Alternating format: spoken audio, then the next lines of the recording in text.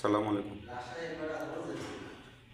গত কিছুদিন আগে আমাদের তিনজন বাংলাদেশি ত্রিপুরাতে অনুপ্রবেশ করার পরে সেখানকার বিএসএফ তিনজনকে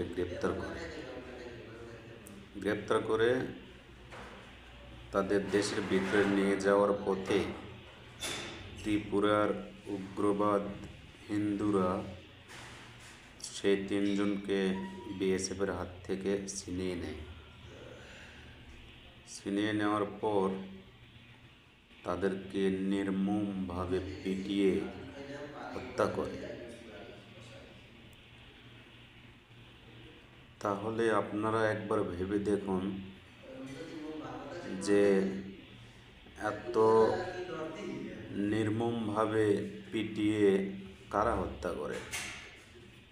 একমাত্র যারা সন্ত্রাস, তারা জঙ্গি, তারা। ভারত আমাদেরকে বলে বাংলাদেশ নাকি একটি জঙ্গি রাষ্ট্র। আমি ভারতকে বলতে চাই যে পৃথিবীর মধ্যে যদি সন্ত্রাস জঙ্গি কোনো রাষ্ট্র থেকে থাকে তাহলে একমাত্র ভারতই তার প্রথম স্থান অর্জন করবে। ভারত একটি জঙ্গি রাষ্ট্র।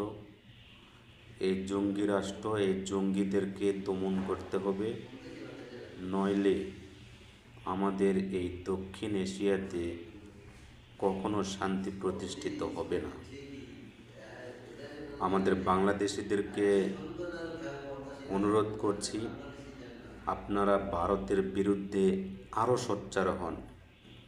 শেখ হাসিনা পতনের আগে বাংলাদেশের মানুষ ভারতের বিরুদ্ধে যেরকম সোচ্চার ছিল, তার চেয়ে আরও অনেক বেশি সোচ্চার হতে হবে, নইলে এই সন্ত্রাসরা, এই জঙ্গিরা আমাদেরকে আমাদের দেশে শান্তিতে থাকতে দিবে না। বাংলাদেশ সরকারকে বলবো, প্রয়োজন হলে ভারতে আমাদের গোয়েন্দা নজরদারি আরও বাড়িয়ে দিন। এত টেনশন দিন ওদেরকে যেন ওরা বাংলাদেশ নিয়ে ভাবার সময় না পায়।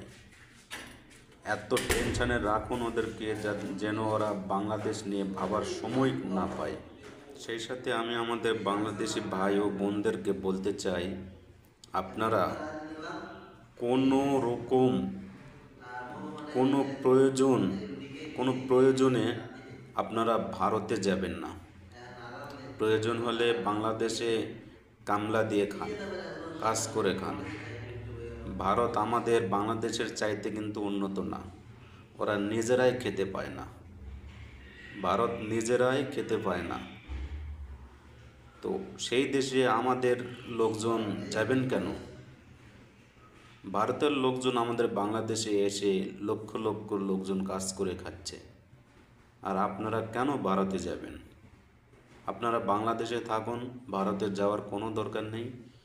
বাংলাদেশে কাজকাম করে খান, শান্তিতে থাকবেন, নিরাপদ থাকবেন।